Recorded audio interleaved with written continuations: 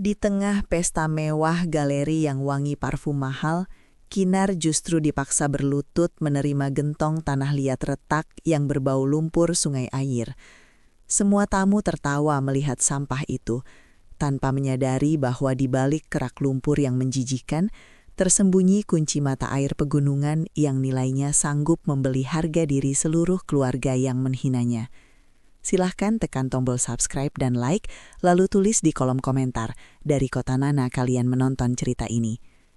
Hawa panas dari tungku pembakaran tua masih menyengat wajah Kinar sore itu, sesaat sebelum pesta dimulai. Hawa panas dari tungku pembakaran nomor 4 menyengat kulit wajah Kinar yang sudah basah oleh keringat dan debu abu-abu. Ia baru saja selesai memeriksa lapisan glasir terakhir pada 100 buah cangkir souvenir untuk tamu undangan malam ini. Di luar gudang tua yang berdinding bata ekspos ini, hujan kota batu turun dengan deras, memukul atap seng seperti ribuan kerikil yang dijatuhkan dari langit. Suara gemuruh air itu beradu dengan denting halus sendok garpu dan gelas kristal dari ruang galeri utama yang terletak hanya 10 meter di depan. Kinar mengusap pipinya dengan punggung tangan yang belepotan tanah liat cair, meninggalkan jejak kusam di kulitnya yang pucat karena kurang tidur. Ia menarik nafas panjang, mencoba menetralkan aroma tanah basah yang menyengat dengan bau parfum mahal yang tiba-tiba menyeruak masuk dari celah pintu. Suara ketukan sepatu hak tinggi beradu dengan lantai semen terdengar tajam, memecah konsentrasi kerja Kinar di sore yang kelabu itu. Siska muncul di ambang pintu penghubung dengan gaun sutra merah marun yang menyapu lantai berdebu tanpa rasa bersalah sedikit pun. Wanita itu memandang sekeliling gudang produksi dengan tatapan jijik seolah sedang melihat tumpukan sampah busuk yang harus segera dibakar dan dimusnahkan. Kinar segera berdiri tegak dan menyembunyikan tangannya yang kotor di balik apron dekil yang sudah 3 tahun tidak diganti karena alasan penghematan. Siska melangkah maju sambil menutup hidungnya yang mancung dengan sapu tangan berenda putih bersih untuk menghalau bau pembakaran. Kakak iparnya itu berhenti tepat di depan meja putar tempat Kinar meletakkan sebuah vas percobaan yang bentuknya belum sempurna. Siska menatap benda itu dengan seringai meremehkan sebelum beralih menatap wajah Kinar yang tertunduk lesu karena kelelahan. Ia mengingatkan Kinar dengan nada dingin bahwa pesta ulang tahun galeri akan dimulai 1 jam lagi, dan Kinar dilarang keras menampakkan diri di ruang utama. Siska menekankan bahwa investor dari Jakarta tidak boleh melihat ada tikus gudang yang berkeliaran di antara karya seni keramik berkelas internasional. Kinar hanya mengangguk pelan, menelan ludah yang terasa pahit di tenggorokan, karena ia tahu perlawanan hanya akan memperburuk suasana hati ibu mertuanya nanti. Siska berbalik badan dengan gerakan dramatis, mengibaskan rambutnya yang baru saja ditata di salon mahal pusat kota Malang.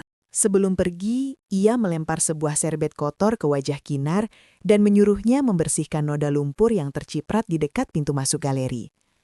Kinar memungut kain itu dengan tangan gemetar, merasakan tekstur kasar kain yang seolah mewakili nasibnya di keluarga terpandang ini. Ia berjalan perlahan menuju pintu penghubung, mengintip sedikit ke arah ruang galeri yang kini telah disulap menjadi ballroom mini yang gemerlap. Lampu gantung kristal memandarkan cahaya hangat ke atas puluhan keramik glasir yang dipajang rapi di rak-rak kaca, sementara para pelayan berseragam putih sibuk menata hidangan. Di sudut ruangan yang paling strategis, duduklah Buningrum di atas kursi roda canggihnya dengan selimut tebal menutupi kaki yang layu. Wajah wanita tua itu tampak kosong, matanya menatap lurus ke depan tanpa ekspresi, seolah jiwa di dalamnya telah lama pergi meninggalkan raga. Kinar merasakan nyeri di dadanya melihat sosok yang dulu begitu gagah memimpin pembakaran keramik, kini diperlakukan seperti properti pajangan belaka. Edo, suami Siska, terlihat berdiri di samping ibunya sambil tertawa lebar menyambut beberapa tamu penting yang mulai berdatangan dengan mobil mewah. Kinar tahu betul bahwa di balik tawa ramah itu, Edo dan Siska sedang merencanakan sesuatu yang besar untuk mengubah warisan keluarga ini menjadi mesin uang instan. Kinar menyelinap masuk lewat pintu samping dapur untuk mengambil seember air pel dan kain bersih sesuai perintah kakak iparnya tadi. Saat ia sedang berlutut menggosok lantai marmer di dekat pilar, telinganya menangkap percakapan Edo dengan seorang pria berjas rapi yang memegang map tebal. Mereka berbicara tentang kontur tanah galeri yang sangat cocok untuk dijadikan lokasi glamping eksklusif dengan pemandangan Gunung Panderman. Pria berjas itu menyebutkan bahwa gudang pembakaran tua di belakang harus segera diratakan karena merusak estetika dan menghalangi akses jalan utama. Kinar menghentikan gerakan tangannya, jantungnya berdegup kencang membayangkan tungku warisan almarhum suaminya akan dihancurkan demi tenda-tenda mewah. Malam semakin larut dan pesta berjalan dengan sangat meriah, diiringi alunan musik jazz yang lembut dan menenangkan. Kinar yang sudah selesai membersihkan lantai kini berdiri tersembunyi di balik tirai beludru tendal, mengawasi jalannya acara seperti hantu penunggu rumah. Siska mengambil alih panggung utama, memegang mikrofon dengan percaya diri, dan mulai menceritakan sejarah palsu tentang kesuksesan galeri di bawah manajemen barunya. Ia menyebutkan bahwa Buningrum sangat bangga dengan transformasi modern yang dilakukan oleh anak dan menantunya demi kemajuan zaman. Para tamu bertepuk tangan riuh, sementara Buningrum tetap diam membeku, dengan sedikit air liur menetes di sudut bibirnya yang keriput. Kinar tidak tahan melihat pemandangan itu. Ia memberanikan diri keluar dari persembunyiannya, membawa tisu basah untuk membersihkan wajah ibu mertuanya. Dengan langkah cepat dan kepala tertunduk, ia mendekati kursi roda Buningrum, di saat semua mata sedang tertuju pada layar proyektor. Tangan Kinar yang kasar namun hangat menyentuh pipi dingin Buningrum, menyeka noda di dagu wanita tua itu dengan kelembutan seorang anak pada ibunya. Untuk sepersekian detik, Kinar merasakan otot wajah ibu mertuanya menegang di bawah sentuhan jarinya, sebuah respons yang sangat halus dan tak kasat mata. Namun momen itu hancur seketika saat Siska menyadari kehadiran Kinar di atas panggung dan langsung menghentikan pidatonya dengan suara melengking. Siska buru-buru menghampiri mereka dan mendorong bahu Kinar dengan kasar agar menjauh dari sorotan lampu utama yang menyilaukan. Ia berbisik penuh ancaman di telinga Kinar bahwa pelayan rendahan tidak pantas menyentuh pemilik galeri di depan umum. Untuk menutupi kecanggungannya, Siska segera mengambil sebuah kotak besar berbalut pita emas dan meletakkannya di pangkuan Buningrum sambil tersenyum lebar ke arah hadirin. Ia mengumumkan dengan bangga bahwa ini adalah hadiah spesial berupa vas keramik dinasti Ming asli yang ia menangkan dari lelang di Singapura. Siska membuka kotak itu dan mengeluarkan vas biru putih yang berkilauan, lalu memaksa tangan kaku Buningrum untuk memegang leher vas tersebut. Suasana ruangan mendadak hening ketika semua tamu menahan napas mengagumi keindahan benda antik yang kini berada di tangan wanita tua yang lumpuh itu. Siska masih memegangi tangan ibunya, memastikan posisi vas terlihat sempurna untuk difoto oleh wartawan lokal yang diundangnya. Namun tiba-tiba, Kinar melihat jari-jari Buningrum yang tadinya terkepal lemah kini terbuka perlahan, seolah menolak untuk menggenggam kemewahan palsu itu. Vas keramik mahal itu tergelincir dari pangkuan, meluncur jatuh dalam gerakan lambat yang mengerikan sebelum menghantam lantai marmer dengan suara pecah yang memekakan telinga. Pecahan keramik biru putih berserakan di sekitar roda kursi. Dan di tengah keheningan yang mencekam itu, tangan Buningrum yang gemetar perlahan terangkat lurus menunjuk tepat ke wajah Kinar. Keheningan yang mencekam menyelimuti ruang pesta, tepat setelah suara pecahan keramik berhenti bergema di udara. Ribuan serpihan biru putih dari dinasti Ming itu kini berserakan di lantai marmer hitam seperti bintang yang jatuh dari langit. Telunjuk Buningrum masih terarah lurus ke wajah Kinar dengan getaran hebat yang menjalar hingga ke bahunya yang ringkih. Siska melangkah maju dengan wajah merah padam, menahan amarah yang siap meledak kapan saja di hadapan para tamu penting. Ia menyambar pergelangan tangan Kinar dengan cengkeraman kuku yang tajam, seolah hendak merobek kulit menantunya itu. Siska langsung berteriak lantang bahwa Kinar adalah penyebab kecerobohan yang membuat ibunya kaget hingga menjatuhkan aset berharga tersebut. Ia memutarbalikkan fakta dengan sangat licin di depan para investor Jakarta yang menatap kejadian itu dengan alis berkerut bingung. Edo yang berdiri di samping podium hanya diam mematung tanpa berani membela istrinya ataupun menolong adik iparnya yang sedang di pojokan. Kinar meringis menahan nyeri di pergelangan tangannya, namun ia memilih untuk tidak melawan ataupun membantah tuduhan konyol itu. Ia tahu bahwa satu kata pembelaan saja akan memicu drama yang lebih panjang dan mempermalukan keluarga ini lebih dalam lagi. Buningrum tiba-tiba mengeluarkan suara erangan panjang dari tenggorokannya yang terdengar seperti gesekan pintu besi berkarat. Wanita tua itu menurunkan tangannya yang gemetar, lalu memukul-mukul sandaran tangan kursi rodanya dengan ritme yang tidak beraturan. Siska segera melepaskan cengkramannya pada Kinar dan berlutut di samping ibunya dengan wajah yang berubah drastis menjadi penuh kekhawatiran palsu. Ia bertanya dengan nada lembut yang dibuat-buat, apakah ibunya ingin istirahat atau minum obat penang sekarang. Namun Buningrum menggelengkan kepalanya dengan kaku, lalu menunjuk ke arah kolong meja prasmanan yang tertutup taplak panjang menjuntai. Seorang perawat kepercayaan keluarga yang sejak tadi berdiri di sudut ruangan segera mengerti isyarat samar dari majikannya tersebut. Perawat itu berjalan tergesa-gesa menuju meja yang ditunjuk, lalu membungkuk untuk mengambil sesuatu yang tersembunyi di baliknya. Semua mata di ruangan itu tertuju pada benda yang kini diangkat oleh sang perawat dengan sedikit kepayahan karena bobotnya. Itu bukan kotak perhiasan bludru ataupun bingkisan mewah seperti yang dibayangkan oleh para tamu undangan sosialita. Benda itu adalah sebuah gentong tanah liat kusam setinggi lutut orang dewasa, yang permukaannya dipenuhi retakan rambut. Aroma tanah basah yang menyengat seketika menyeruak keluar, mengalahkan wangi parfum mahal dan aroma masakan catering yang lezat. Bagian mulut gentong itu tidak memiliki tutup yang layak dan hanya disumbat dengan gumpalan kain perca bekas yang kumal. Siska menutup hidungnya dengan gerakan refleks yang berlebihan sambil menatap benda itu dengan tatapan jijik yang tidak ditutup-tutupi. Ia bertanya setengah membentak kepada perawat itu, mengapa sampah dapur semacam ini bisa ada di ruang pesta yang steril. Perawat itu hanya menunduk takut sambil meletakkan gentong berat itu tepat di depan kursi roda Buningrum. Buningrum kembali mengerang sambil menunjuk gentong butut itu, lalu mengalihkan telunjuknya kembali ke arah Kinar yang berdiri mematung. Kali ini isyaratnya sangat jelas bahwa ia ingin benda kotor tersebut diberikan kepada menantu bungsunya sekarang juga. Senyum licik perlahan merekah di bibir Siska saat ia menyadari arti dari gestur ibunya yang dianggap sudah pikun itu. Ia berdiri tegak lalu tertawa renyah sambil menepuk tangannya pelan untuk menarik perhatian seluruh ruangan kembali. Siska mengumumkan lewat mikrofon bahwa ternyata sang ibu masih memiliki kesadaran untuk memberikan hadiah yang sangat pantas bagi Kinar. Menurut narasi Siska, gentong retak berisi sisa lumpur produksi itu adalah simbol tempat Kinar yang sesungguhnya di keluarga ini. Ia mengatakan bahwa seorang pelapis gelasi rendahan memang selayaknya berteman dengan tanah kotor dan bukan dengan porselen halus. Para tamu undangan mulai perkikik geli mendengar lelucon kejam itu, dan beberapa bahkan berbisik membenarkan ucapan Siska. Edo ikut tertawa canggung demi menjaga suasana agar tetap cair, meski matanya tidak berani menatap wajah Kinar. Hati Kinar terasa diremas kuat, namun ia tetap melangkah maju mendekati kursi roda itu dengan kepala tegak. Kinar berlutut di hadapan ibu mertuanya, tepat di samping serpihan vas mahal yang hancur berkeping-keping tanpa harga diri. Ia menatap mata Buningrum yang keruh, namun di kedalamannya ia menangkap sekilas kilatan emosi yang sulit diartikan. Tangan keriput Buningrum mendorong pelan gentong itu ke arah lutut Kinar hingga menyentuh kain roknya yang lusuh. Suara gesekan pantat gentong dengan lantai marmer terdengar kasar dan menyakitkan telinga di tengah keheningan yang kembali tercipta. Kinar mengangguk pelan sebagai tanda hormat, lalu melingkarkan kedua lengannya untuk memeluk gentong yang dingin dan lembab itu.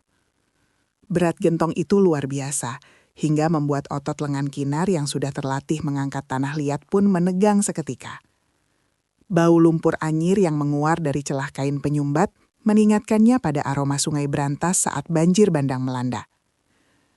Siska kembali melontarkan komentar pedas agar Kinar segera membawa sampah itu keluar sebelum mengotori lantai yang baru dipoles. Kinar mengerahkan seluruh tenaganya untuk mengangkat gentong itu berdiri sambil menahan air mata yang mendesak keluar dari pelupuk. Ia tidak akan menangis di depan orang-orang yang menganggapnya lebih rendah dari noda tanah di sepatu mereka. Kinar membalikkan badan dengan susah payah sambil mendekap erat warisan hina itu di dadanya, seperti melindungi seorang bayi. Langkah kakinya terasa berat saat ia berjalan membelah kerumunan tamu yang menyingkir memberinya jalan karena takut tertular kotoran.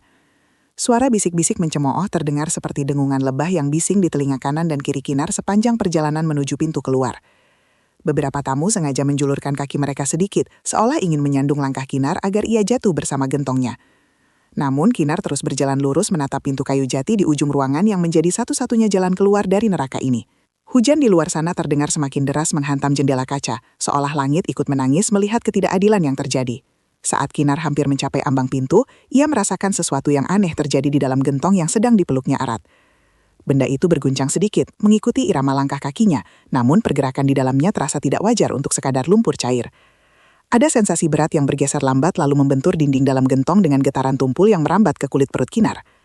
Itu bukan suara kecipak cairan kental, melainkan benturan benda padat yang terbungkus material lunak di dalaman sana. Kinar mempererat dekamannya karena rasa penasaran yang tiba-tiba muncul di tengah rasa malu yang membakar wajah. Ia mempercepat langkahnya keluar dari ruang pesta menuju koridor gelap yang menghubungkan rumah utama dengan paviliun belakang. Angin malam yang dingin langsung menyambutnya begitu ia membuka pintu samping dan membawa aroma pinus yang menenangkan. Kinar bersandar sejenak di dinding luar yang kasar sambil mengatur napasnya yang memburu karena beban fisik dan emosional. Di kejauhan, terdengar suara tawa Siska yang kembali memimpin pesta, seolah insiden pengusiran tadi hanyalah hiburan selingan yang menyegarkan. Kinar menatap gentong retak di pelukannya di bawah sorotan lampu taman yang temaram dan berkedip-kedip mau mati. Retakan di permukaan tanah liat itu tampak seperti peta nasibnya yang rumit dan penuh dengan jalan buntu yang menyedihkan. Namun, getaran aneh dari dalam gentong itu kembali terasa saat ia memperbaiki posisi tangannya yang mulai kram. Kinar sadar bahwa apapun yang ada di dalam sana bukanlah sekedar lelucon konyol ibu mertuanya yang sedang sakit. Kinar meletakkan gentong berat itu di atas meja kayu jati yang penuh goresan pisau ukil dengan napas tersengal-sengal. Air hujan yang merembes dari atap seng paviliun menetes satu persatu ke dalam ember plastik dengan irama yang monoton dan menyedihkan. Ia memandangi permukaan gentong yang kusam itu di bawah cahaya lampu bohlam kuning yang berayun pelan tertiup angin dari celah ventilasi. Paviliun kecil di belakang galeri utama ini adalah satu-satunya tempat perlindungan yang ia miliki sejak suaminya meninggal dunia 3 tahun lalu karena sakit mendadak.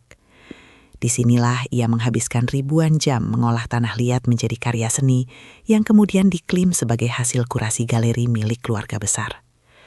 Suara musik jazz dari pesta di bangunan utama masih terdengar sayup-sayup, seolah mengejek kesunyian dan kemiskinan yang menyelimuti tempat tinggal Kinar malam ini.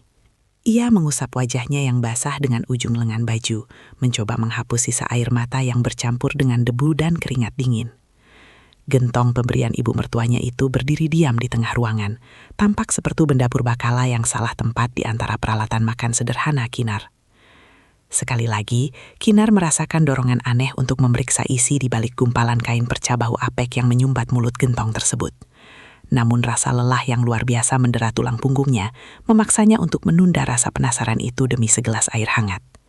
Ia berjalan menyeret langkah menuju dapur sempit di sudut ruangan untuk menjerang air di atas kompor gas satu tungku yang apinya sudah berwarna merah. Baru saja ia menyalakan pemantik kompor, suara gedoran keras pada pintu depan paviliun mengejutkannya hingga ia nyaris menjatuhkan panci aluminium ke lantai. Gedoran itu terdengar sangat tidak sabar dan kasar, seolah pelakunya berniat merobohkan engsel pintu tua itu jika tidak segera dibuka. Kinar mematikan kompor dengan tangan gemetar, lalu bergegas menuju ruang depan sambil merapikan jilbab instannya yang miring. Jantungnya berpacu cepat membayangkan siapa yang datang bertamu dengan cara sebarbar itu di tengah hujan badai kota batu yang semakin mengganas. Saat ia membuka kunci slot pintu yang sudah berkarat, daun pintu langsung didorong paksa dari luar hingga membentur dinding dengan suara dentuman keras. Siska berdiri di ambang pintu dengan wajah merah padam, rambutnya yang tadi tertata rapi kini sedikit berantakan terkena tempias air hujan. Di belakangnya berdiri Edo yang memegang payung hitam besar sambil menundukkan wajah, menghindari tatapan mata Kinar yang penuh tanda tanya. Aroma parfum mahal Siska yang menyengat seketika memenuhi ruangan kecil itu, bertabrakan dengan bau tanah basah dan aroma pembakaran keramik yang khas. Tanpa permisi atau melepas sepatu hak tingginya yang berlumpur, Siska melangkah masuk, menginjak karpet tipis yang Kinar jaga kebersihannya setiap hari. Wanita itu memandang sekeliling ruangan dengan tatapan menghina, seolah paviliun ini adalah kandang hewan yang tidak layak dihuni oleh manusia beradab. Kakak iparnya itu langsung melempar sebuah amplop coklat tebal ke atas meja, tepat di samping gentong retak yang baru saja dibawa pulang Kinar. Siska bersedekap dada sambil menjelaskan dengan nada tinggi bahwa keputusan rapat keluarga sudah bulat dan tidak bisa diganggu-gugat lagi. Ia mengatakan bahwa paviliun studio ini merusak pemandangan dan menghalangi rencana besar pembangunan resor mewah yang akan dimulai besok pagi. Kinar menatap amplop itu dengan bingung, tangannya ragu untuk menyentuh kertas yang mungkin berisi vonis kematian bagi masa depannya. Siska tidak memberi kesempatan bagi Kinar untuk bertanya. Ia langsung membentak agar Kinar segera mengemasi barang-barangnya malam ini juga tanpa kecuali. Kinar mencoba berargumen dengan suara parau bahwa ia butuh waktu setidaknya 1 minggu untuk memindahkan alat-alat berat dan bahan baku keramik. Ia mengingatkan Edo bahwa di dalam paviliun ini tersimpan cetakan-cetakan asli warisan almarhum suaminya yang sangat berharga bagi sejarah galeri. Namun Edo tetap bungkam 1000 bahasa. Ia hanya sibuk memainkan kunci mobil di sakunya seolah tidak mendengar permohonan adik iparnya sendiri. Siska tertawa sinis menanggapi permohonan itu. Ia berkata bahwa semua peralatan kuno di sini adalah sampah yang akan diangkut oleh truk pemulung besok subuh. Ia menegaskan bahwa area ini harus bersih dan rata dengan tanah sebelum kontraktor utama datang melakukan survei lokasi pada pukul 8 pagi. Kata-kata Siska menghantam dada Kinar lebih keras daripada gentong tanah liat yang tadi ia panggul sepanjang koridor galeri yang panjang.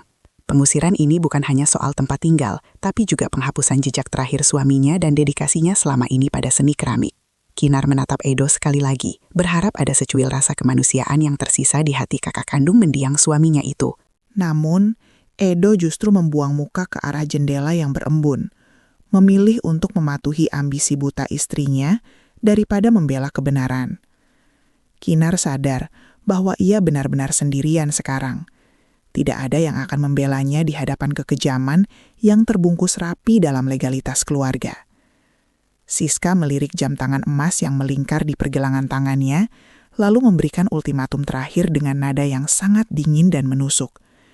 Ia memberi waktu tepat 1 jam bagi Kinar untuk angkat kaki dari properti milik ibunya ini, sebelum Satpam menyeretnya keluar paksa. Siska menambahkan ancaman bahwa jika Kinar masih terlihat di sekitar kompleks galeri besok pagi, ia akan melaporkannya atas tuduhan pencurian aset. Setelah puas memuntahkan racunnya, Siska berbalik badan dan melangkah keluar tanpa menoleh lagi, meninggalkan jejak lumpur kotor di lantai ubin. Edo mengikuti istrinya dengan langkah gontai, sempat berhenti sejenak di ambang pintu seolah ingin mengatakan sesuatu, namun akhirnya pergi membisu. Kinar berdiri mematung di tengah ruangan yang mendadak terasa sangat sempit dan mencekik lehernya hingga sulit bernafas. Suara hujan yang menghantam atap seng terdengar semakin nyaring, seolah mengejek ketidakberdayaannya melawan takdir yang begitu kejam malam ini. Ia tidak punya waktu untuk menangis atau meratapi nasib. 1 jam adalah waktu yang sangat singkat untuk mengemas hidupnya. Dengan gerakan mekanis, Kinar mengambil tas pakaian besar dari atas lemari dan mulai memasukkan baju-bajunya secara acak tanpa dilipat. Ia hanya membawa pakaian seadanya, dokumen penting dan sebuah foto pernikahan berbingkai kayu yang selalu ia simpan di meja nakas. Matanya kemudian tertuju pada rak-rak kayu yang penuh dengan peralatan mematung, kuas glasir, dan buku-buku catatan resep keramik kuno. Hatinya hancur berkeping-keping menyadari ia harus meninggalkan semua bayi-bayinya itu untuk dihancurkan oleh buldoser esok hari demi tenda glamping. Namun ia tahu fisiknya tidak akan mampu membawa semua itu sendirian di tengah badai tanpa kendaraan atau bantuan siapapun. Kinar berjalan mendekati meja tengah, tempat gentong pemberian Buning Room berdiri kokoh seolah menantang kekacauan yang terjadi. Ia membelai permukaan kasar gentong itu, merasakan dinginnya tanah liat yang seolah menyerap panas tubuhnya yang sedang demam. Apapun isinya, gentong ini adalah satu-satunya benda dari galeri yang diberikan secara resmi kepadanya di hadapan saksi mata. Kinar memutuskan bahwa ia akan membawa gentong ini, meski beratnya akan menyiksa punggungnya sepanjang perjalanan mencari tempat berteduh nanti. Ia menyambar jaket parasut tua milik almarhum suaminya yang tergantung di balik pintu, dan mengenakannya untuk menahan hawa dingin kota Batu. Kinar mengaitkan tas pakaian di bahu kirinya, dan memeluk gentong itu dengan kedua tangan di depan dada. Beban di tubuhnya kini bertambah 2 kali lipat. Namun anehnya, beban di hatinya sedikit berkurang, karena ia tidak pergi dengan tangan kosong. Kinar melangkah keluar dari paviliun, membiarkan pintu tidak terkunci, karena ia tahu sebentar lagi tempat itu bukan lagi miliknya. Hujan deras langsung menyambutnya dengan tamparan air dingin yang menusuk tulang, membuat giginya gemeretuk menahan beku seketika. Ia berjalan tertatih-tatih menembus pekarangan belakang, menghindari sorotan lampu pos satpam yang mungkin sedang mengawasinya dari kejauhan.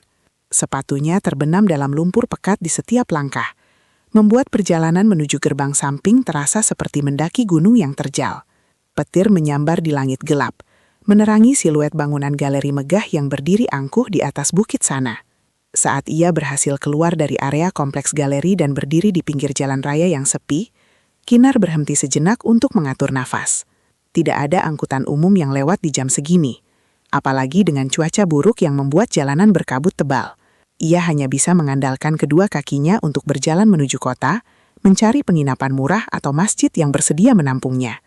Di pelukannya, gentong itu kembali memberikan sensasi aneh, sebuah pergeseran beban yang terasa semakin nyata seiring langkah kakinya yang menghentak aspal.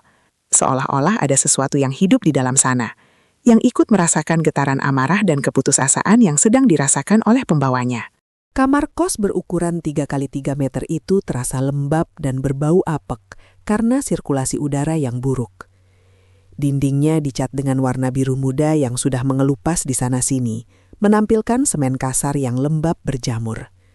Kinar meletakkan tas pakaiannya yang basah kuyup di sudut ruangan, tepat di samping kasur busa tipis yang digelar di atas lantai ubin dingin.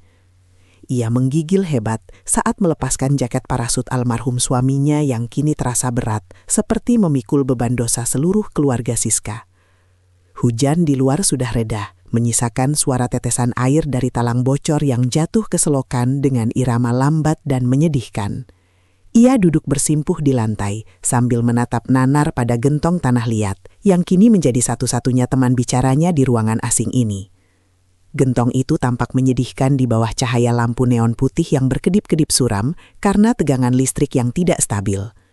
Lumpur yang melapisinya mulai mengering dan retak-retak, menciptakan pola abstrak yang mengingatkan Kinar pada tanah sawah di musim kemarau panjang. Kinar menyentuh permukaan gentong itu dengan ujung jarinya, merasakan tekstur kasar dan berpasir yang selama ini menjadi simbol penghinaan baginya. Ada dorongan kuat dalam dirinya untuk membanting benda itu ke dinding agar rasa sakit hatinya ikut hancur bersama serpihan tanah liat. Namun Kinar menahan dirinya. Ia teringat pada sorot mata Buningrum yang tajam saat menyerahkan benda ini di pesta tadi. Wanita tua itu tidak mungkin melakukan sesuatu tanpa alasan, apalagi di tengah kondisinya yang dikelilingi oleh serigala berbulu domba. Kinar memutuskan untuk membawa gentong itu ke kamar mandi sempit yang terletak di bagian belakang kamar kos untuk membersihkannya. Ia ingin melihat wujud asli benda ini tanpa lapisan lumpur dan kotoran yang sengaja dilumurkan oleh nasib buruk padanya. Suara keran air yang diputar terdengar berdecit nyaring memecah keheningan malam yang semakin larut di kawasan pinggiran kota batu. Air dinggil mengucur deras membasahi permukaan gentong, mengubah warna lumpur kering itu menjadi coklat tua yang pekat dan licin. Kinar mengambil sikat cuci baji yang tergeletak di rak plastik dan mulai menggosok dinding gentong dengan gerakan kasar dan bertenaga. Ia melampiaskan kemarahannya pada setiap goresan sikat, membayangkan ia sedang membersihkan nama baiknya yang telah tercoreng oleh fitnah keji. Air keruh berwarna coklat mengalir menuju lubang pembuangan, membawa serta debu dan pasir yang selama ini menempel erat. Namun anehnya, lapisan lumpur itu tidak mau larut sepenuhnya, meski sudah digosok berkali-kali dengan sabun colek murahan. Kinar berhenti sejenak untuk mengatur nafasnya yang memburu. Tangannya terasa pegal dan perih terkena air sabun yang keras. Ia memperhatikan bahwa lumpur itu bukan sekedar kotoran biasa yang menempel, melainkan seperti lapisan semen tipis yang sengaja direkatkan. Ada bagian yang mulai terkelupas di dekat leher gentong, menampilkan sesuatu yang berbeda dari warna tanah liat bakar pada umumnya. Kinar mendekatkan wajahnya ke arah bagian yang terkelupas itu.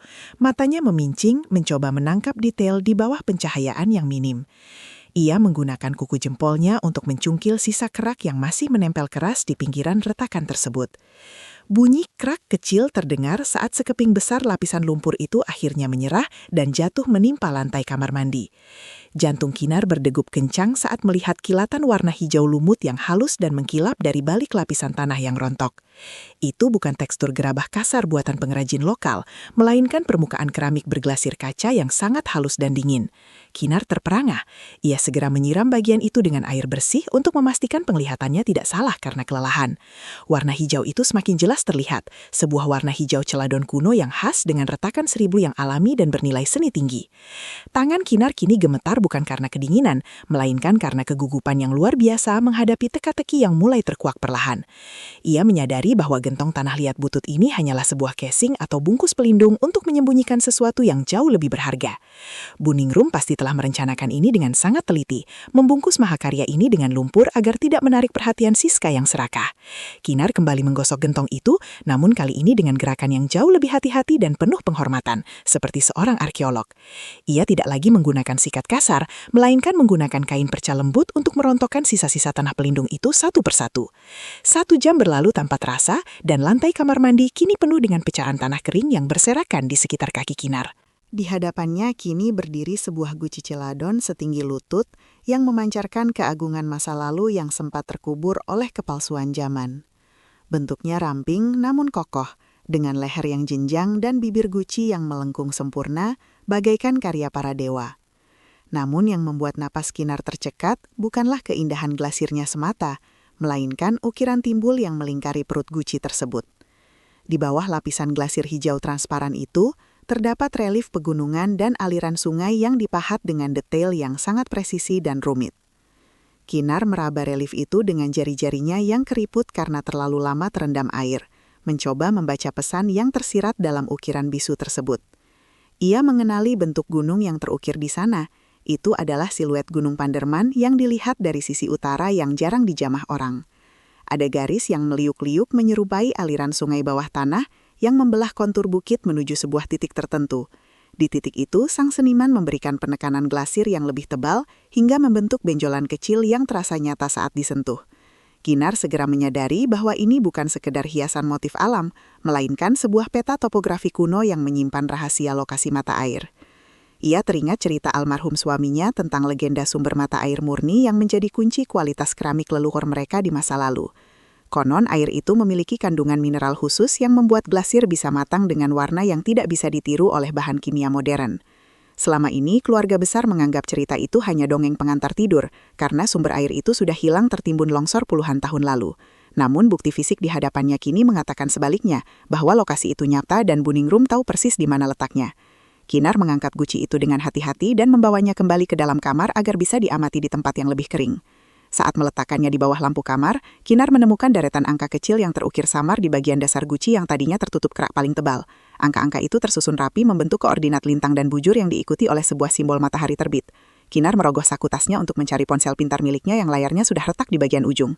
Ia mengetikkan deretan angka itu ke dalam aplikasi peta digital dengan jari yang gemetar karena campuran rasa takut dan harapan. Hasil pencarian menunjukkan sebuah titik lokasi di hutan lindung yang berbatasan langsung dengan tanah belakang galeri yang akan digusur besok. Pikiran Kina berpacu cepat menghubungkan semua benang merah yang tadinya kusut di kepalanya menjadi sebuah gambaran besar yang mengejutkan. Rencana pembangunan resor mewah Siska dan Edo pasti membutuhkan sumber air yang sangat besar untuk kolam renang dan kebutuhan tamu. Jika mereka tahu tentang mata air ini, nilai tanah galeri akan melonjak ratusan kali lipat dan mereka akan menguasai sumber daya itu sepenuhnya.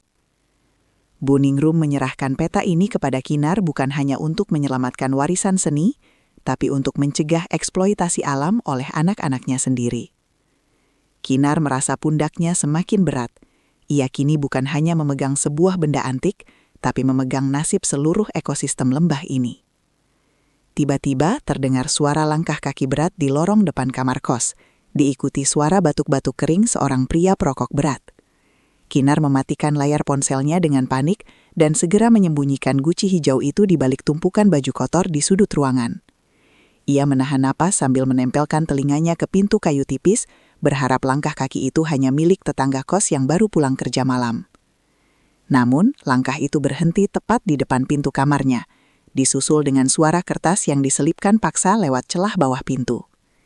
Kinar menunggu hingga suara langkah itu menjauh sebelum memberanikan diri mengambil kertas putih yang baru saja mendarat di lantai ubinnya. Itu adalah surat somasi resmi dari pengacara keluarga Siska yang isinya menuntut pengembalian aset curian berupa gentong tanah liat dalam waktu 24 jam. Kinar meremas kertas itu dengan tangan gemetar, menyadari bahwa Siska tidak sebodoh yang ia kira dan mungkin mulai curiga pada isi gentong tersebut. Mereka pasti sudah menyadari bahwa gentong itu hilang dari daftar inventaris gudang atau mungkin perawat Buningrum dipaksa buka mulut.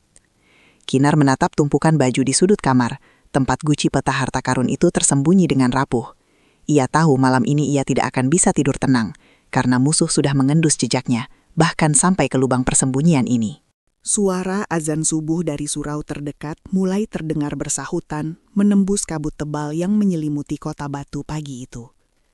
Kinar belum memejamkan matanya sedetik pun sepanjang malam, karena rasa was-was yang menggerogoti ulu hatinya sejak surat somasi itu datang. Ia sibuk membungkus guci hijau celadon itu dengan sisa kain baju daster dan jaket tebal almarhum suaminya, agar aman dari benturan. Rencananya sudah bulat untuk meninggalkan tempat kos ini sebelum matahari terbit sempurna dan menyelinap ke arah hutan lindung sesuai petunjuk peta. Ia tidak ingin mengambil resiko bertemu dengan orang suruhan Siska yang mungkin sudah mengintai di ujung gang sejak semalam. Kinar mengintip dari celah jendela Nako yang buram, memastikan tidak ada kendaraan mencurigakan yang parkir di depan gerbang rumah kos. Halaman depan yang sempit itu tampak lengang, hanya ada deretan sepeda motor penghuni lain yang basah oleh embun pagi yang dingin. Dengan hati-hati ia menggendong tas pakaiannya yang kini terasa jauh lebih berat karena beban sejarah yang tersimpan di dalamnya. Langkah kakinya mengendap-endap di lantai ubin koridor agar tidak membangunkan tetangga kamar yang mungkin akan bertanya-tanya melihat kepergiannya yang tergesa-gesa. Namun baru saja tangannya menyentuh gagang pintu utama rumah kos, sebuah sorot lampu mobil yang menyilaukan tiba-tiba menembus kaca depan. Cahaya putih kebiruan itu menerangi seluruh ruang tamu kos yang sempit, membuat Kinar terpaku di tempat seperti rusa yang tertangkap lampu pemburu. Suara mesin mobil mewah yang halus namun bertenaga terdengar berhenti tepat di depan pagar besi yang berkarat. Belum sempat Kinar berpikir untuk berbalik arah dan lari kembali ke kamarnya, pintu depan sudah didorong kasar dari luar. Dua sosok yang sangat ia kenali melangkah masuk dengan aura permusuhan yang kental, mengabaikan protes ibu pemilik kos yang baru saja terbangun kaget. Siska berdiri di sana dengan mantel bulu tebal yang tampak konyol di lingkungan kumuh ini, sementara Edo mengekor di belakangnya dengan wajah lelah dan gelisah. Kinar memeluk tas pakaiannya erat-erat, berusaha menyembunyikan getaran tubuhnya yang hebat di hadapan kakak iparnya yang terlihat seperti orang kesetanan. Siska tidak membuang waktu untuk berbasa-basi. Ia langsung melangkah maju dan menyudutkan Kinar ke dinding ruang tamu yang catnya sudah mengelupas. Bau parfum mahal bercampur aroma rokok mentol yang menyengat dari tubuh Siska membuat perut Kinar mual seketika. Wanita itu menuntut Kinar untuk menyerahkan barang curian itu sekarang juga, jika tidak ingin diseret ke kantor polisi saat ini juga. Rupanya, mereka tidak sabar menunggu batas waktu 24 jam karena ada sesuatu yang mendesak terjadi di rumah sakit tempat Buningrum dirawat. Edo mencoba menenangkan istrinya dengan memegang bahu Siska pelan, namun tepisan kasar adalah satu-satunya jawaban yang ia dapatkan dari wanita ambisius itu. Siska berteriak histeris bahwa sejak Kinar pergi membawa gentong itu, kondisi Buningrum menurun drastis dan terus mengigau memanggil nama Kinar. Mereka curiga bahwa Kinar telah melakukan guna-guna atau menyimpan jimat yang membuat ibunya tidak bisa tenang melepaskan aset tanah galeri. Tuduhan tidak masuk akal itu meluncur deras dari mulut Siska, yang memang sudah dibutakan oleh ketakutan akan kegagalan proyek resornya. Kinar menggeleng lemah, berusaha menjelaskan bahwa ia hanya membawa sampah yang diberikan ibu mertuanya sendiri di depan banyak saksi mata. Namun Siska tidak mau mendengar, matanya yang liar menyapu tas pakaian yang didekap Kinar dengan protektif di depan dada. Insting serakahnya bekerja lebih cepat daripada logika. Ia langsung menyambar tali tas itu dan menariknya paksa dari pelukan Kinar. Tenaga Kinar yang sudah terkuras habis karena begadang tidak mampu menandingi adrenalin kemarahan Siska yang meluap-luap pagi itu. Tas itu terlepas dan jatuh berdebam ke lantai, membuat ikatan jaket pelindung di dalamnya sedikit longgar. Kinar menjerit tertahan saat melihat Siska berjongkok dan dengan kasar membongkar isi tas tersebut seperti orang gila yang mencari harta karun. Baju-baju lusuh Kinar dilempar ke segala arah, berhamburan di lantai kotor dan terinjak-injak oleh sepatu bot kulit milik Siska. Tangan Siska akhirnya menyentuh permukaan dingin guci hijau yang tersembunyi di balik lipatan kain batik tua. Gerakannya terhenti sejenak, matanya membelalak kaget saat menarik benda itu keluar dari sarangnya yang hangat. Di bawah cahaya lampu ruang tamu yang remang, kilau hijau celadon itu memancar magis, sangat kontras dengan penampilan luarnya yang kemarin penuh lumpur. Siska ternganga, ia meraba permukaan halus keramik itu dan menyadari bahwa benda yang ia hina sebagai tempat kencing tikus itu ternyata adalah barang antik kelas 1.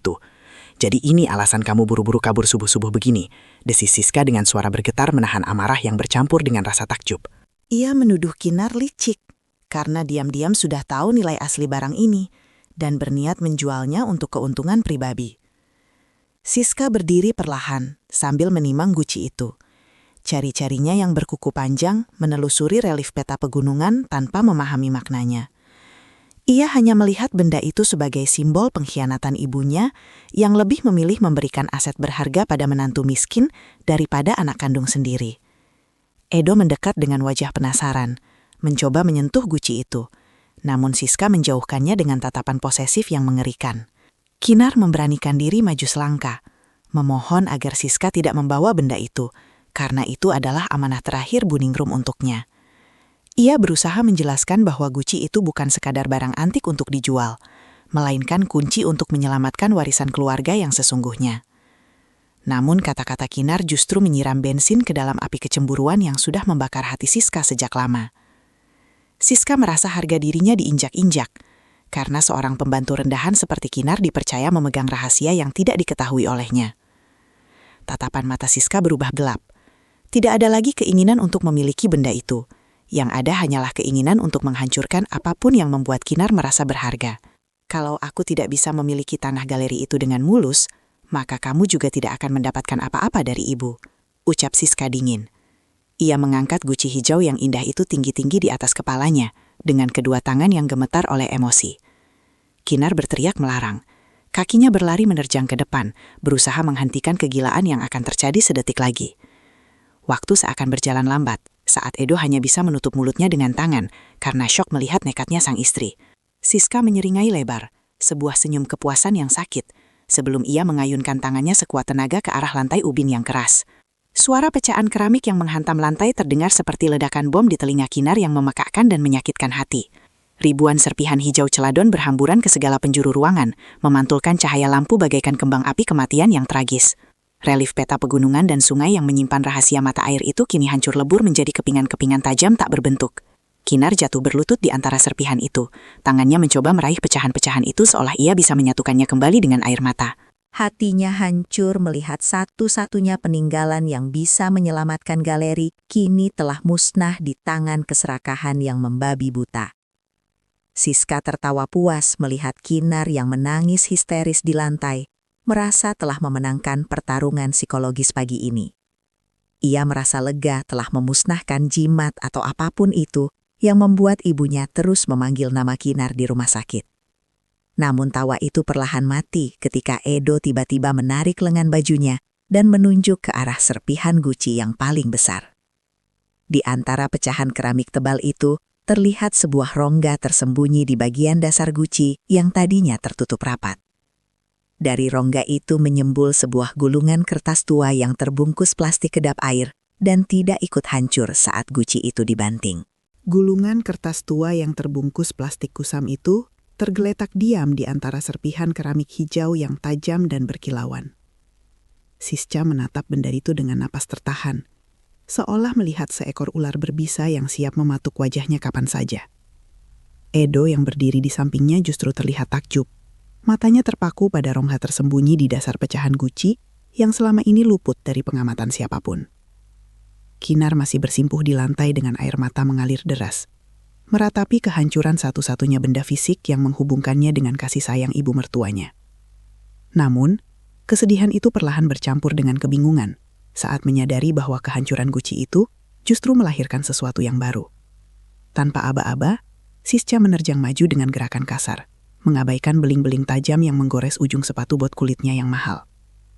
Tangannya yang berkuku panjang menyambar gulungan itu dengan rakus, meremasnya kuat-kuat seakan takut benda itu akan terbang menghilang. Kinar berteriak melarang, mencoba bangkit untuk merebut kembali amanah terakhir yang kini berada di tangan orang yang paling tidak berhak. Namun Edo dengan sigap menahan bahu Kinar, mendorongnya kembali ke dinding dengan tenaga yang cukup kuat untuk membuat Kinar meringis kesakitan. Siska mundur beberapa langkah menjauhi jangkauan Kinar. Bibirnya menyunggingkan senyum kemenangan yang bengis, sambil berusaha merobek lapisan plastik pelindung dokumen tersebut. Suara plastik yang dikoyak paksa terdengar nyaring, dan menyayat hati di tengah keheningan ruang tamu kos yang sempit itu. Siska mengeluarkan lembaran kertas tebal yang warnanya sudah menguning dimakan usia, membukanya dengan tangan gemetar karena adrenalin. Matanya bergerak cepat memindai baris demi baris tulisan tangan tegak bersambung yang tertera di sana dengan tinta hitam pekat. Semakin jauh ia membaca, semakin pudar pula senyum kemenangan di wajahnya, berganti dengan ekspresi pucat pasi yang mengerikan. Rahangnya mengeras, urat-urat lehernya menonjol keluar menahan amarah yang tiba-tiba meledak tanpa bisa dibendung lagi. "Ini tidak mungkin," teriak Siska histeris. Suaranya melengking tinggi hingga membuat kaca jendela bergetar hebat. Ia membanting kertas itu ke lantai, lalu menginjaknya dengan tumit sepatu seolah kertas itu adalah serangga menjijikan yang harus dibunuh.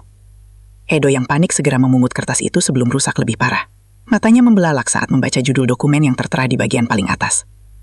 Itu adalah surat hibah mutlak atas tanah sumber mata air dan area hutan lindung seluas 2 hektar di belakang galeri.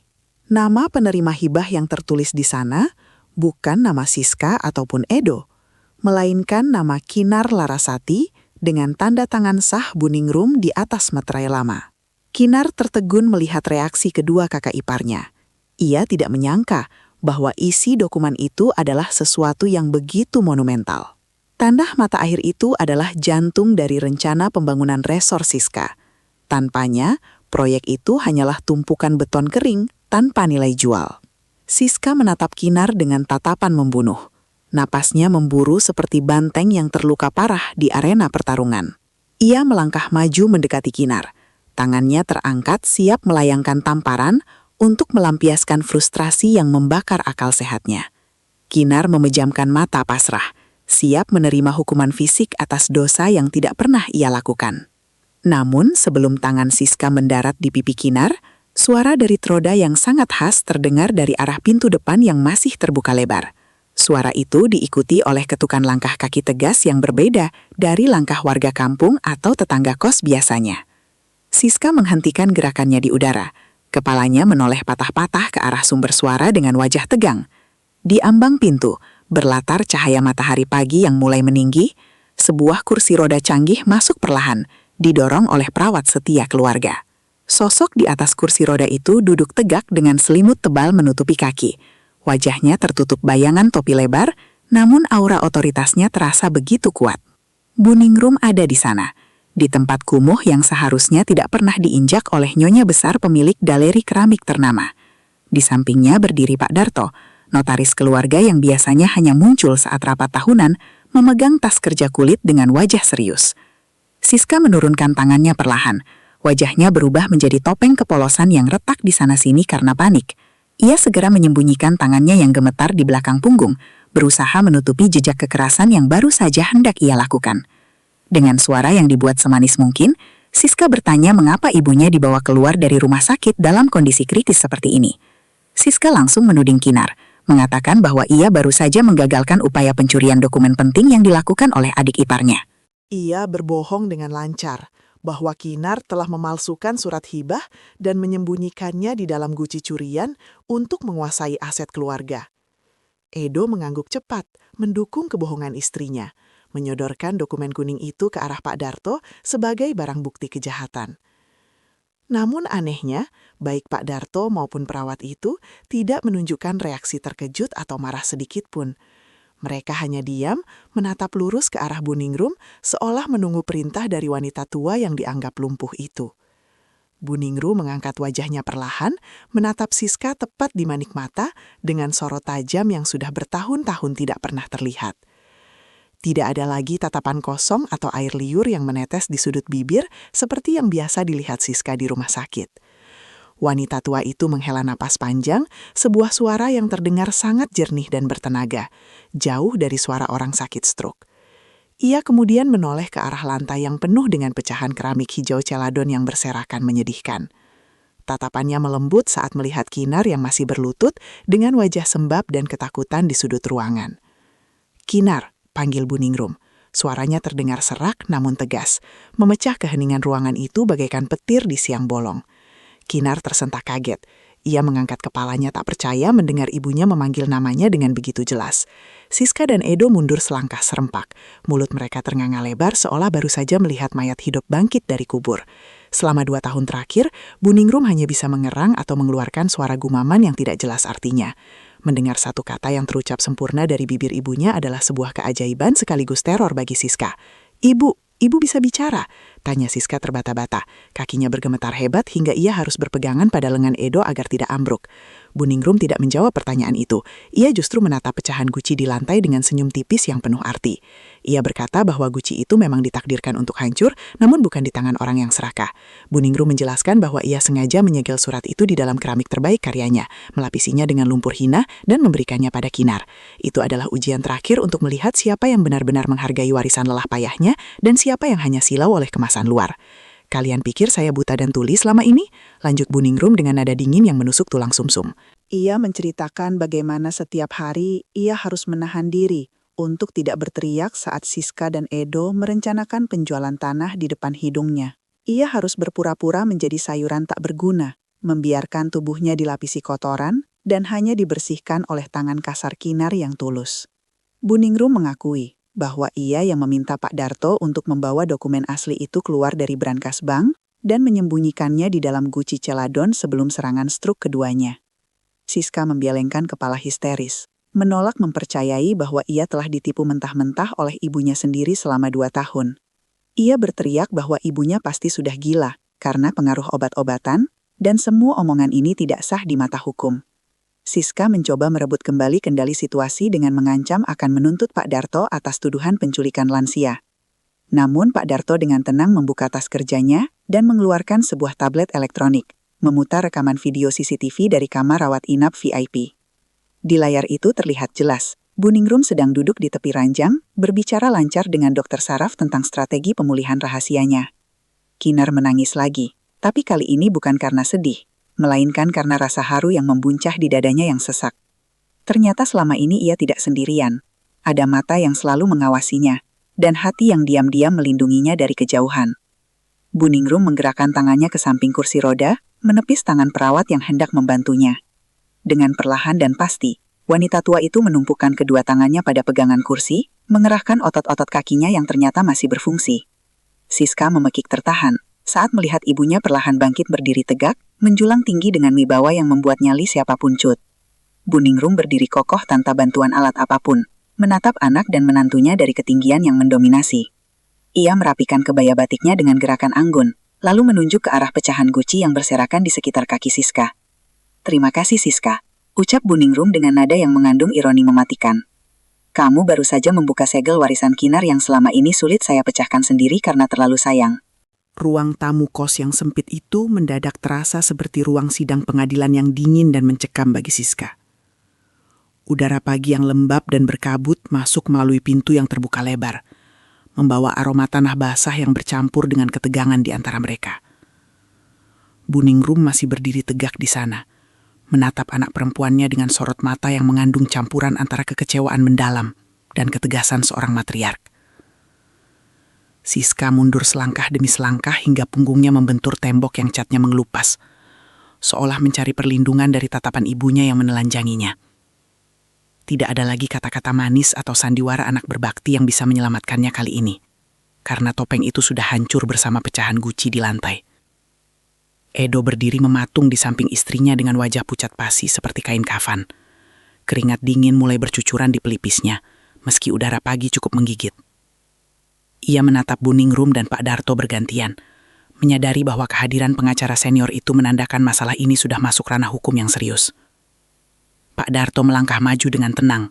Sepatunya berbunyi tak-tak berirama di atas lantai ubin yang retak saat ia memungut dokumen hibah yang tadi diinjak Siska. Ia membersihkan debu dari kertas berharga itu dengan sapu tangan, memperlakukannya dengan hormat seolah itu adalah naskah proklamasi kemerdekaan.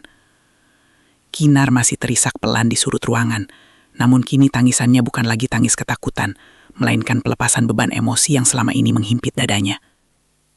Siska mencoba mengumpulkan sisa-sisa keberaniannya yang hancur. Ia menuding Pak Darto dengan jari telunjuk yang gemetar hebat menahan amarah. Dengan suara parau, ia menuduh bahwa tanda tangan di dokumen itu pasti dipalsukan saat ibunya sedang dalam pengaruh obat penenang dosis tinggi. Ia berteriak bahwa sebagai anak kandung, ia memiliki hak mutlak untuk membatalkan segala bentuk pemindahan aset yang merugikan ahli warisah. Namun Buningrum hanya tersenyum miring mendengar pembelaan diri yang terdengar sangat putus asa dan menyedihkan itu. Wanita tua itu memberi isyarat tangan pada Pak Darto untuk membuka koper hitam yang dibawa oleh asistennya yang menunggu di luar. Pak Darto mengeluarkan sebuah proyektor portabel kecil dan mengarahkannya ke dinding putih kusam di belakang Kinar yang berfungsi sebagai layar dadakan. Dalam hitungan detik, sebuah tabel laporan keuangan digital terpampang jelas di sana, dengan angka-angka berwarna merah yang mencolok mata. Siska terkesiap menahan napas. Matanya membelalak mengenali format laporan itu sebagai pembukuan rahasia yang selama ini ia sembunyikan rapat-rapat. Itu adalah laporan aliran dana galeri yang sebenarnya, bukan laporan palsu yang selalu ia presentasikan di rapat keluarga bulanan. Di sana terlihat jelas adanya penarikan dana tunai dalam jumlah miliaran rupiah yang dialirkan ke rekening pribadi atas nama perusahaan cangkang milik Edo. "Kamu bilang galeri merugi karena manajemen kuno bapakmu," ujar Buningrum dengan suara rendah yang menggetarkan isi ruangan. Ia melangkah mendekati layar proyeksi. Bayangannya menutupi sebagian angka-angka yang menjadi bukti kejahatan putri kandungnya sendiri. Buningrum menjelaskan bahwa selama ia sakit, ia memiliki akses penuh ke server awan galeri melalui bantuan staf IT yang setia padanya. Ia melihat bagaimana Siska memecat pengrajin tua dengan alasan efisiensi, padahal uang pesangon mereka dipakai untuk membayar uang muka kontraktor resort. Setiap sen uang yang dicuri Siska tercatat rapi dalam audit forensik yang diam-diam dilakukan Pak Darto selama 6 bulan terakhir. Edo jatuh terduduk di kursi kayu reyot. Kakinya lemah seketika menyadari bahwa jejak kejahatan mereka sudah terendus sampai ke akar-akarnya. Ia menatap istrinya dengan tatapan menyalahkan, merasa dijebak dalam skenario yang kini mengancam kebebasan hidupnya di balik jeruji besi. Siska menggelengkan kepala histeris, berusaha menyangkal fakta yang terpampang nyata di depan matanya dengan dalih investasi jangka panjang. Ia berdalih bahwa uang itu diputar untuk membangun bisnis properti yang nantinya akan menguntungkan keluarga besar berkali-kali lipat. Namun Pak Darto memotong ocehan itu dengan memutar sebuah rekaman suara yang diambil dari penyadap di ruang kerja Siska. Suara Siska terdengar jelas di rekaman itu, sedang tertawa lepas bersama Edo sambil merencanakan cara memalsukan surat kematian Buningrum jika ibunya tak kunjung meninggal. Dalam rekaman itu, Siska dengan gamblang menyebutkan niatnya untuk mengusir Kinar dan menjual tanah galeri segera setelah sertifikat beralih nama. Kinar menutup mulutnya dengan tangan. Rasa mual yang hebat menyerang perutnya mendengar betapa kejamnya rencana kakak iparnya itu. Buningrum memejamkan mata sejenak saat rekaman itu diputar. Rasa sakit hati seorang ibu yang dikhianati darah dagingnya sendiri terlihat jelas di garis wajahnya. "Cukup!" teriak Siska sambil menutup telinganya.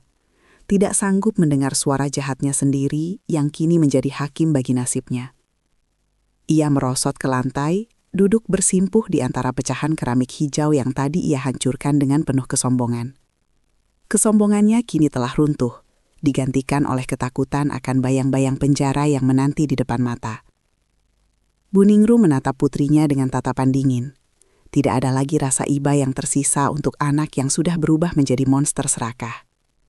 Ia berkata bahwa ia bisa saja melaporkan Siska dan Edo ke polisi hari ini juga atas tuduhan penggelapan dana dan percobaan pembunuhan berencana. Namun, Buningrum menawarkan satu jalan keluar terakhir sebagai bentuk belas kasih seorang ibu yang tersisa di hatinya. Ia akan membiarkan Siska dan Edo bebas dari tuntutan hukum dengan syarat mereka harus melepaskan semua hak waris dan pergi dari kota ini selamanya. Mereka harus menandatangani surat pernyataan pelepasan hak di hadapan Pak Darto sekarang juga dan tidak boleh menampakkan batang hidungnya lagi. Siska mendongak dengan wajah basah oleh air mata, menyadari bahwa ia tidak memiliki pilihan lain selain menerima pengusiran yang memalukan ini. Karir sosialitanya, ambisi bisnisnya, dan statusnya sebagai pewaris tunggal kini hangus tak bersisa, seperti debu pembakaran keramik. Setelah Siska dan Edo menandatangani dokumen itu dengan tangan gemetar dan diseret keluar oleh petugas keamanan sewaan Pak Darto, suasana ruangan menjadi hening. Buningrum menghela napas panjang lalu berbalik menghadap Kinar yang masih terpaku di tempatnya dengan tatapan kosong. Wanita tua itu mengulurkan tangannya, meminta Kinar untuk mendekat dan melihat dokumen hibah yang tadi berhasil diselamatkan. Kinar bangkit perlahan, kakinya terasa berat saat melangkah melewati serpihan masa lalu yang berserakan di lantai. Ia menerima kertas kuning itu dari tangan Pak Darto, membacanya dengan teliti di bawah bimbingan ibu mertuanya yang tersenyum lembut. Di sana tertulis dengan jelas, rincian objek hibah yang diberikan Buningrum, sebidang tanah seluas 2 hektar di lereng bukit belakang galeri. Kinar mengernyiskan dahi bingung. Ia tahu, tanah itu hanyalah hutan bambu liar dan tebing berbatu yang tidak produktif untuk pertanian. Mengapa Siska begitu terobsesi merebut tanah tandus ini hingga rela melakukan segala cara yang keji? Buningrum seolah bisa membaca pikiran menantunya. Ia menunjuk pada satu paragraf khusus di halaman kedua yang dicetak dengan huruf tebal. Di sana disebutkan tentang kepemilikan mutlak atas sumber mata air Cempaka, yang debit airnya tercatat sebagai yang terbesar di wilayah tersebut. Ini bukan soal tanahnya, Nduk, tapi soal air yang mengalir di bawahnya. Jelas Buningrum dengan mata berbinar bangga.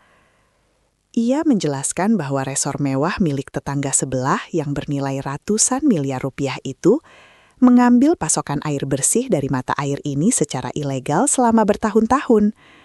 Selama ini Buningrum membiarkannya karena belum memiliki bukti kuat kepemilikan yang sah secara hukum kolonial. Namun dengan dokumen asli yang tersimpan dalam guci ini, Kinar kini memegang surat izin pengusahaan air tanah, SIPA, yang sah dan berkekuatan hukum tetap. Kinar ternganga tak percaya, Tangannya gemetar memegang selembar kertas yang ternyata bernilai jauh lebih mahal daripada emas batangan. Tanpa air dari sumber ini, resort tetangga yang megah itu akan mati kekeringan, dan kolam renang infinity mereka akan berubah menjadi bak mandi kosong. Siska tahu fakta ini dari bocoran orang dalam resort. Itulah sebabnya ia begitu bernafsu menguasai tanah ini untuk dijual dengan harga fantastis pada pemilik resort. Buningrum menepuk bahu Kinar pelan, menyalurkan kekuatan pada menantunya yang masih syok menerima kenyataan sebesar ini. "Sekarang kamu yang pegang kendali, Kinar," bisik Buningrum sambil menatap ke arah jendela yang menampilkan pemandangan bukit hijau di kejauhan. Ia mengatakan bahwa mulai hari ini, pemilik resort sombong yang sering merendahkan galeri mereka itu harus bernegosiasi dengan Kinar jika ingin bisnisnya tetap berjalan. Kinar menatap dokumen di tangannya, lalu beralih menatap wajah keriput ibu mertuanya yang penuh kasih sayang. Ia menyadari bahwa gentong lumpur yang ia bawa dengan susah payah semalam bukan hanya berisi beban derita, tapi berisi kunci kerajaan yang sesungguhnya. 3 hari setelah pengusiran dramatis itu, suasana di galeri keramik Buningrum berubah total bak langit cerah pasca badai. Ruang kerja utama yang dulunya berbau parfum menyengat milik Siska, kini dipenuhi aroma teh melati hangat dan kertas tua. Kinar duduk di kursi pimpinan yang terbuat dari kayu jati kokoh, menghadapi seorang pria berjas licin yang tampak gelisah di hadapannya. Pria itu adalah Pak Hendra, manajer umum resor mewah tetangga yang selama ini terkenal angkuh dan tidak pernah mau menyapa warga lokal. Keringat sebesar biji jagung terlihat menetes dari pelipisnya yang botak, kontras dengan pendingin ruangan yang disetel pada suhu terendah. Pak Hendra meletakkan sebuah koper besi di atas meja dengan bunyi klik yang terdengar putus asa di ruangan yang hening. Ia membuka koper itu dan memamerkan tumpukan uang tunai berwarna merah yang tersusun rapi, menggiurkan mata siapapun yang melihatnya. Dengan suara bergetar, ia menawarkan jumlah fantastis itu sebagai kompensasi awal, asalkan Kinar bersedia tidak memutus aliran air ke resornya. Ia menjelaskan bahwa tamu-tamu VIP mulai komplain karena kolam renang utama mulai surut dan air keran di kamar suite mengalir keruh sejak kemarin sore. Kinar hanya menatap tumpukan uang itu dengan tatapan datar, tidak tergiur sedikit pun oleh tawaran yang dulu mungkin bisa mengubah hidupnya dalam sekejap. Kinar menutup kembali koper itu dengan gerakan pelan namun tegas, lalu mendorongnya kembali ke arah Pak Hendra yang terperangah. Ia mengatakan dengan suara tenang bahwa air dari mata air cempaka tidak dijual dengan lembaran kertas yang bisa dicetak ulang oleh bank. Kinar menyodorkan sebuah map berisi kontrak kerjasama baru yang telah disusunnya bersama Pak Darto semalam suntuk. Di dalam kontrak itu tertulis syarat bahwa resor harus menyisihkan sebagian keuntungan bulanannya untuk dana pelestarian hutan lindung di sekitar mata air. Selain itu, resor wajib memajang dan mempromosikan karya seniman keramik lokal di lobi utama mereka tanpa memungut biaya sewa sepeser pun. Pak Hendra membaca poin-poin kontrak itu dengan wajah merah padam, merasa harga dirinya sebagai pengelola bisnis internasional sedang dipermainkan oleh pengrajin kampung. Ia mencoba menggertak bahwa pengacara korporatnya bisa menuntut Kinar atas tuduhan sabotase fasilitas umum jika negosiasi ini buntu. Namun Kinar hanya tersenyum tipis, mengingatkan bahwa dokumen SIPA yang ia pegang memiliki kekuatan hukum absolut yang dilindungi Undang-Undang Sumber Daya Air. Jika Pak Hendra menolak tanda tangan hari ini, Kinar siap menutup katup utama pipa secara permanen dan membiarkan resor itu mati kehausan selamanya. Ancaman tenang itu jauh lebih menakutkan daripada teriakan marah, membuat nyali Pak Hendra ciut seketika melihat determinasi di mata wanita muda itu. Sore hari ini, Kinar berjalan menuju gudang pembakaran tua di belakang galeri yang kini sedang direnovasi besar-besaran oleh para pekerja. Suara deru mesin pengaduk semen dan denting palu beradu dengan suara alam, menciptakan simfoni pembangunan yang penuh harapan. Buningrum duduk di kursi roda barunya di teras gudang, mengawasi kesibukan itu dengan senyum lebar yang tidak pernah luntur dari wajahnya. Wanita tua itu memegang sebuah cawan kecil berisi cairan kental berwarna merah gelap yang merupakan hasil eksperimen glasir terbaru Kinar. Formula glasir itu dibuat menggunakan air murni dari mata air cempaka, sesuai dengan resep rahasia leluhur yang sempat hilang.